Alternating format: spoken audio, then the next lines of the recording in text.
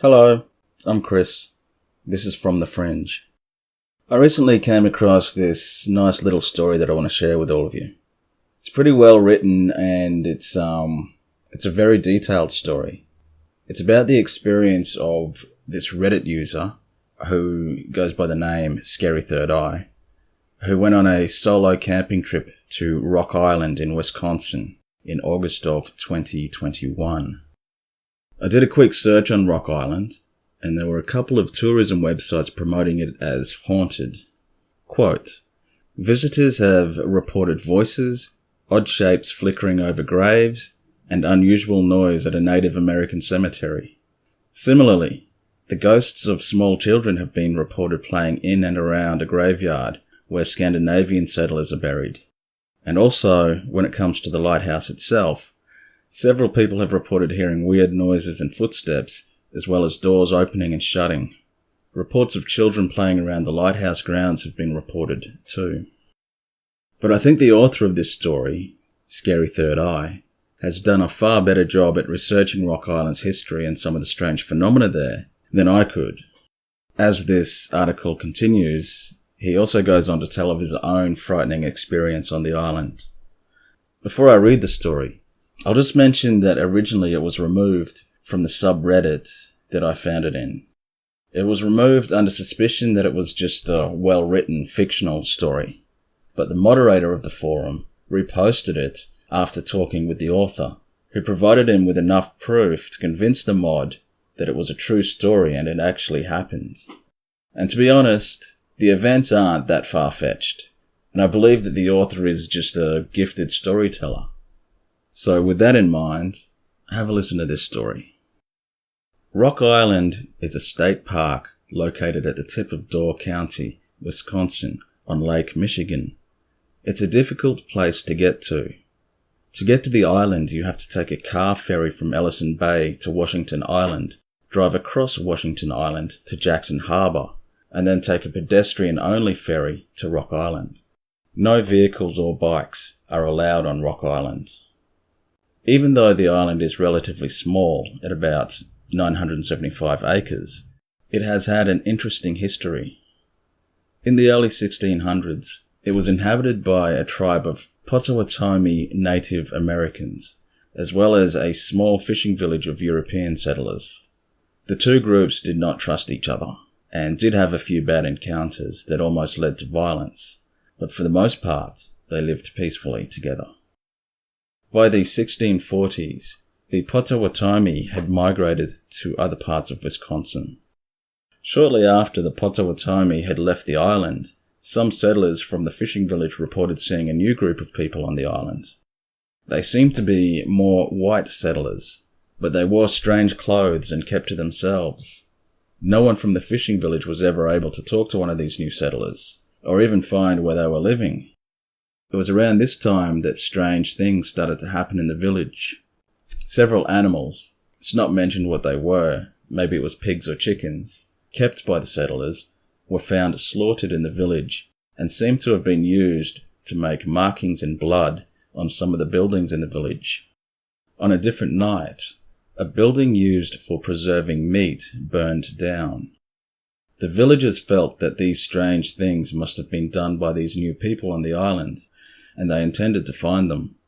But after a thorough search of the island, including the wooded inland area, they never found a single person. These strange occurrences seemed to stop soon after the search, and none of the other settlers, the newcomers, were ever seen again. In 1836, the Potawatomi Lighthouse was built on the northern part of the island. After construction was finished, the lighthouse was inspected, and it was reported back that, quote, the material of which the lighthouse and dwelling are made are of the best quality, and that the work is done in a substantive and workmanlike manner, close quote. David E. Corbin was the first keeper of the light on December 19, 1837. Only 3 years later, in 1840, despite the apparent quality of construction of the lighthouse, David Corbin started to complain that the plaster had started to fall off the building, and some sort of liquid would ooze through the cracks, leaving the house constantly damp. Corbin was completely alone most of the time at the lighthouse, and some have said that when visiting him, he would stare at a certain wall and sometimes spoke vaguely of the other visitors. In 1845, after 8 years of relative solitude at the lighthouse, an inspector visited the lighthouse keeper and determined that while Corbin was fulfilling his duties, he was acting strange. The official report says that the inspector ordered Corbin to take a 25-day leave of absence to, quote, find a wife, to live with him at the lighthouse. However, some think that the inspector was startled by Corbin's mental state, caused by years of solitude, and thought that it would be best if he spent some time away from the island. In 1852, Corbin reportedly fell ill and died that December in the lighthouse. He was buried in a small cemetery just south of the lighthouse. The next lighthouse keeper also reported the surprisingly quick deterioration of the lighthouse. Some friends that had visited the new keeper say that he would talk of seeing strange things in the house at night, but he wouldn't elaborate on what he had seen. In 1858, after only 22 years of service, the original lighthouse was torn down and a new one was built. From that point on, the lighthouse keepers were required to have an assistant keeper, or a family with them, at the lighthouse. No strange occurrences were further reported in the lighthouse logbook outside of strong storms and occasional shipwrecks, except on January 20, 1876. The keeper at the time, named Betts, reported that he saw 2 men attempting to row to the mainland from Washington Island. He wrote a terrible storm came up shortly after their departure, and they never made it to their destination. Over 3 months later, on May 3rd, 1876, Betts wrote, quote, "The 2 men who were lost last January have been seen several times, once from Caney Lighthouse and once from Jacksonport. The men were apparently frozen stiff and sitting upright in the boat among a mass of ice. At last account, they were still adrift. There is not much hope that they will be found and buried." Close quote. By 1900, most of the island's inhabitants left for better fishing areas on Lake Michigan. In 1910, a successful business owner and inventor, Chester Thordarson, purchased all of the island except for the land that the lighthouse occupied in the north. He used the island as a private summer retreat for his business in Chicago. Thordarson is responsible for the unique and mystifying buildings and structures that are still on the island today. On the south end of the island, he built a giant stone hall that has a boathouse on the lower level. A stone water tower was built on the east side of the island, and an imposing wooden gate was constructed on the west end of the island. The Great Hall was used to store Thordarson's immense book collection. He had over 11,000 books, and it's rumored that he possessed some very rare books on the occult in his collection.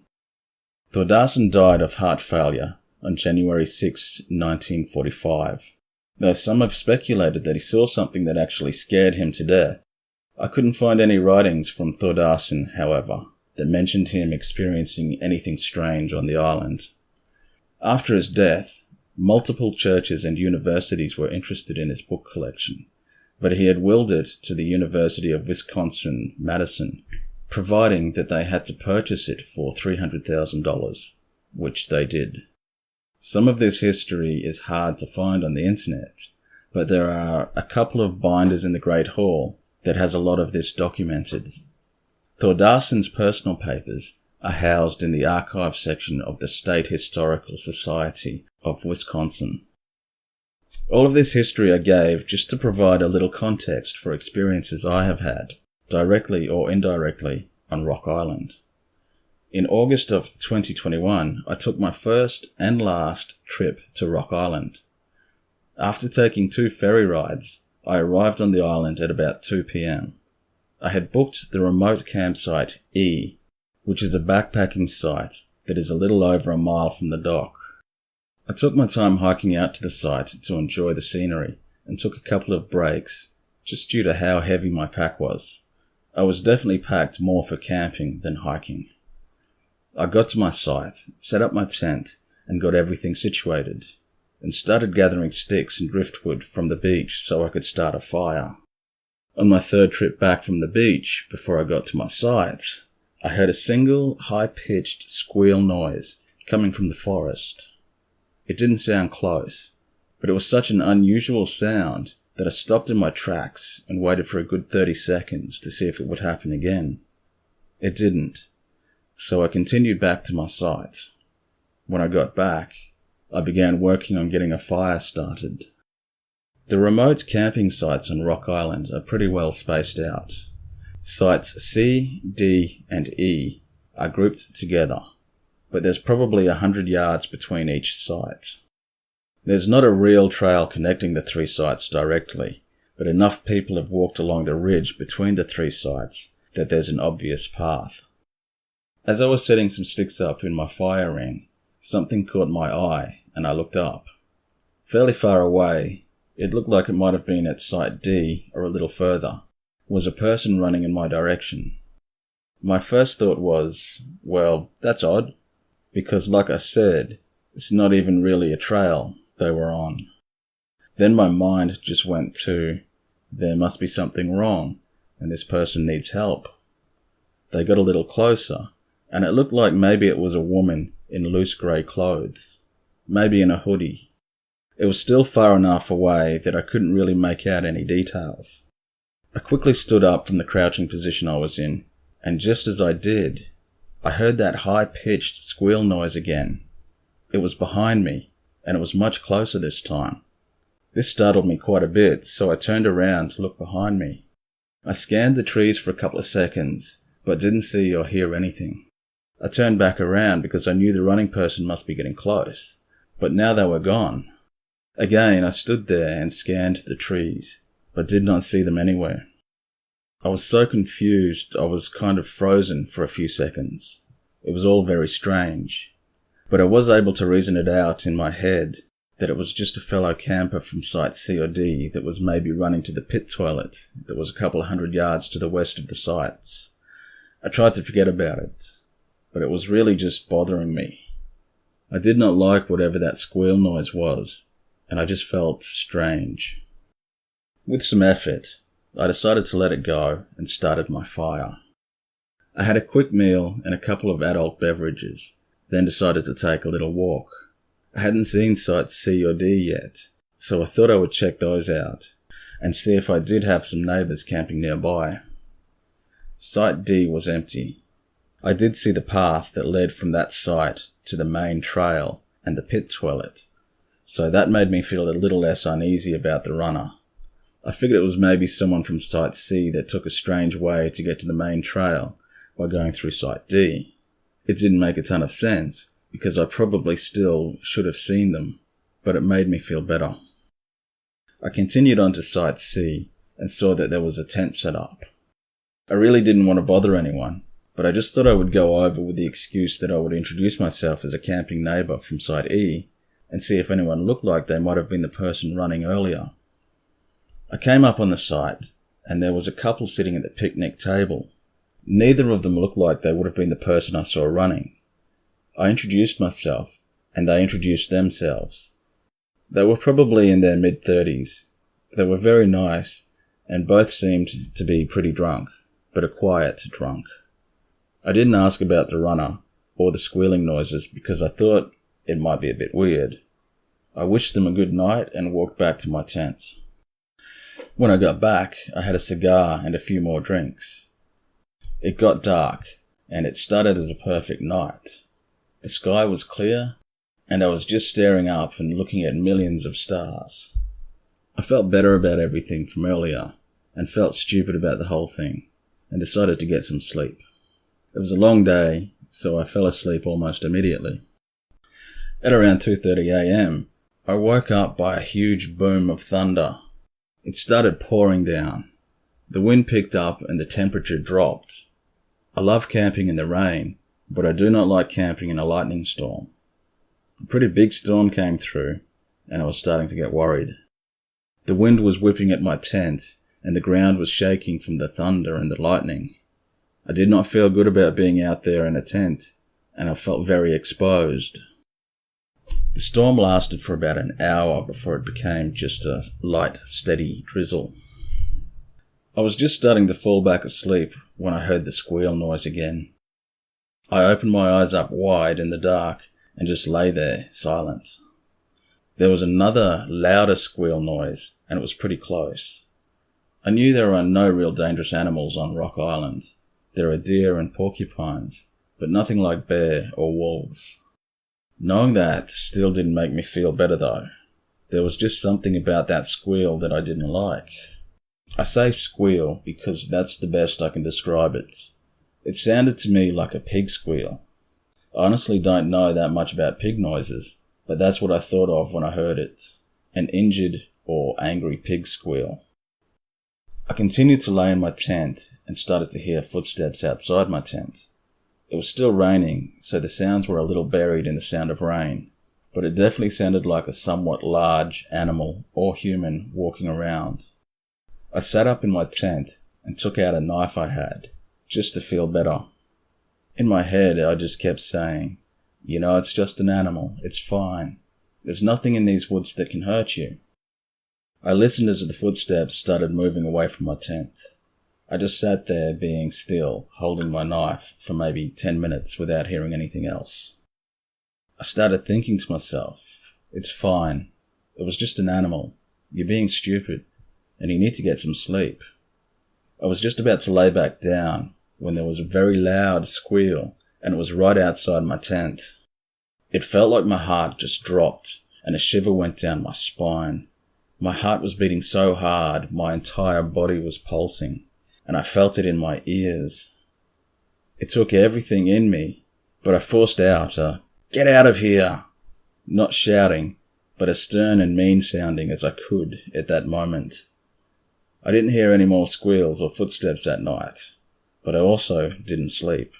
I just sat there in my tent for maybe an hour before I laid down. Eventually the rain stopped, and I just kept laying there until the sun came up. All that time reassuring myself that I was being stupid and that it was just an animal. It was probably 7 a.m. before I decided I had to get out of my tent to relieve myself. As soon as I stepped outside my tent, I saw that my picnic table had been turned over and was upside down. When I saw this, I surprisingly and calmly thought, okay, this is enough. I'm leaving the island today. I checked my surroundings and nothing else seemed out of place. I eventually reasoned with myself that the wind had blown the table over during the storm. It still seemed a little strange because the table was pretty heavy and I felt like I would have heard the table flipping over, but that might have made sense. I made some cold instant coffee, had a bite to eat, and started to feel a bit better about the whole thing. I then decided to go for a hike. I admit, I get easily scared when I'm camping by myself in the woods. Maybe that's natural. After I had some coffee and food and the sun came out, I realized that nothing I heard or saw was really anything that couldn't be explained. Other than not getting a good night's sleep, I was having a pretty good time.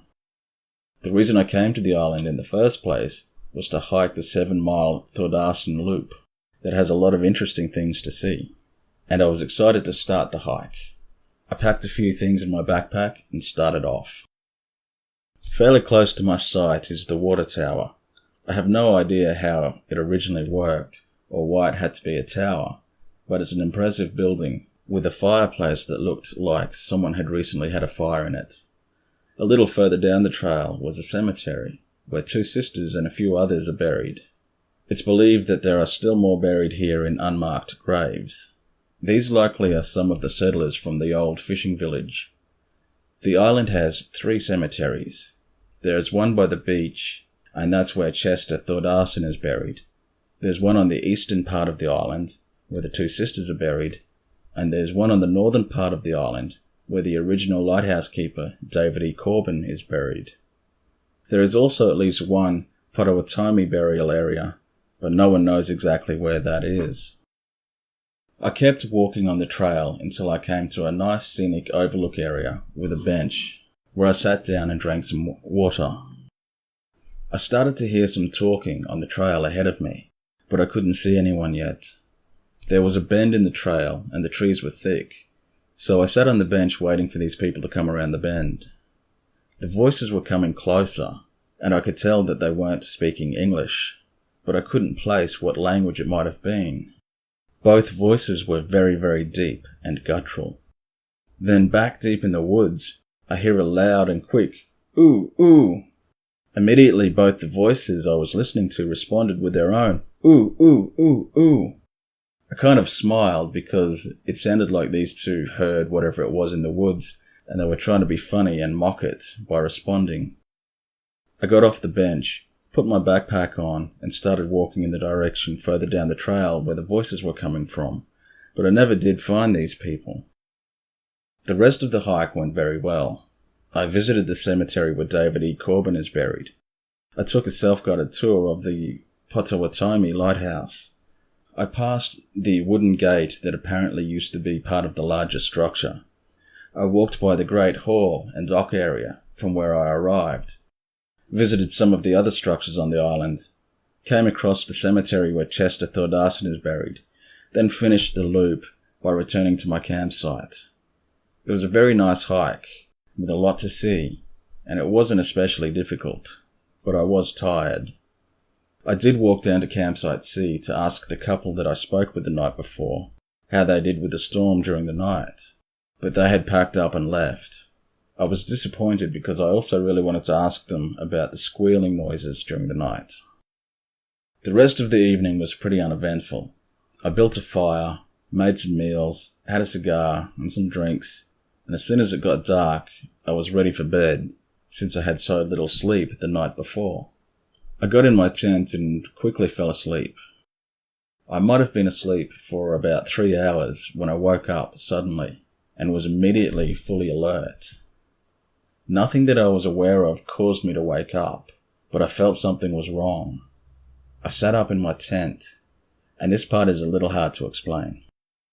A feeling of complete dread washed over me. It was unlike anything I had ever felt before. It felt like there was something in the tent with me, and I could feel that it was angry and seething with anger, rageful. I could feel its hatred for me. It felt like something very bad was about to happen, and I couldn't do anything about it.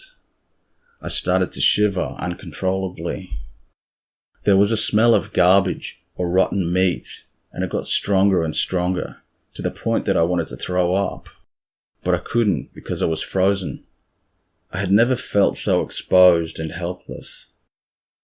I stared forward at nothing, just frozen, and the weird thing is, I accepted whatever was about to happen to me. It was like my brain telling me that whatever is about to happen, even if it's death, will at least be relief. And then I passed out. At least I have to assume I passed out. That's all I remember, until I woke up at about 8 a.m. the next morning. When I woke up, I was laying outside of my sleeping bag, on top of it, and my legs were in an unnatural and uncomfortable position. I was on my back, with my left leg straight out, and my right leg was bent so that my foot was up against my left knee. My heart started pounding, but I kept thinking to myself, it was a dream. I'm leaving right now. It was a dream. I'm leaving right now. I packed up everything very quickly and started back toward the dock to catch the first boat off the island. Since the first boat from Washington Island doesn't arrive until about 10:30 a.m., I had to kill a little time around the Great Hall and dock area. I wanted to get off that island so bad, but I did feel a little better just being out of the woods, and I could see other people. I sat down on a bench a little to the east of the dock and lit a cigar just to give me something to do while trying not to think about the night before. I was sitting a few minutes and scanning out over the water when I was startled by someone behind me saying, "Hi." I jumped and was embarrassed when the person came around saying, Sorry, I didn't mean to scare you. I just saw you smoking and just came over to ask if you had a lighter." I felt like an idiot and told him, "That's fine. I just didn't sleep well last night and was kind of zoned out." I handed him my lighter and he thanked me, lit a cigarette, and then handed the lighter back to me. We started talking about the usual things you might talk about. He said he was from the Madison area. We talked about the storms we've been having. He seemed to be a real outdoorsy kind of guy, and talked about his plans to move to Washington Island. It was a nice, normal conversation, and kind of took my mind off the night I just had, for a little bit. He seemed like a pretty nice guy. Then naturally he asked me what site I had been staying at. I told him I was staying at Site E, and he said that he usually books that site, but I must have reserved it before him. He said that he had booked Site D the last 2 nights. I was surprised by this because there was no tent or anything at Site D, the 2 times that I walked past. I told him this, and he said he comes to the island a few times a year, and you have to book a site, but he actually camps at different areas on the island. I asked him where he camps, and he told me most of the time he camps in the East Cemetery, but he also likes to camp in the woods south of the lighthouse. He told me that he hikes about halfway down the Fernwood Trail and just heads north into the woods where he finds a place to camp. He said that one time he found the ruins of a small log house in those woods, and he's going to try and find it again and camp inside of it. At this point I started to change my opinion about this guy and wanted to change the subject. But then he asked me if I heard the screeches in the woods. I took a second to reply, and knew he was talking about the squealing I had heard. I told him I had, and asked him if he knew what it was. This time he took a second to reply, and I saw his face change. He looked as if he was thinking if he should tell me something, like a secret. With no expression at all on his face, he said matter-of-factly, "A demon lives on this island." Under any other circumstance, I would have just laughed this off, but not after what I had experienced that night. He looked at me and must have seen the anxiety and fear I was feeling. He surprised me by letting out a quick laugh. He asked me if I saw anything that night. I told him I hadn't seen anything, and he stared at me like he was trying to figure something out. I felt like he could tell I had experienced something. At this point I was ready for the conversation to be over. Then he told me that he had seen something in the cemetery that night. Now his face and mood kind of changed again, like he was trying to confide in me. I really did not want to ask the question, but I knew he wanted me to ask it, so I asked him what he saw in the cemetery, but my voice was shaky. Then I could tell he had changed his mind about telling me. He actually looked at me with empathy and told me that what he saw was hard to explain, but if I was afraid of the screeching noises, he didn't think I should go near the cemetery. I didn't say anything right away, but he said 4 words without any context. Keepers of the Flame. I looked at my cigar, and the ash was long. I put it out, and I told him I was going to wait by the dock for the boat. He nodded, and I started to walk away. After a few steps he said, "Hey," and I turned around to look at him, and he just said, "Don't come back here." I turned around and started walking again. I don't know if that was a warning or a friendly suggestion, but I took it to heart. I was definitely not coming back to Rock Island. When I got home, I looked up Keepers of the Flame as it pertained to Rock Island. I found 3 things that he could have been referring to. The name of the Native Americans that lived on the island, the Potawatomi, could be translated to Keepers of the Flame. The lighthouse keepers on the island were sometimes referred to as the Keepers of the Flame. Then there was also a 19th century cult that was said to visit the island from time to time that called themselves the Keepers of the Flame. I know that hundreds of people visit Rock Island every year and have a great time camping, hiking the trails and exploring. My humble suggestion is this: do not go to Rock Island.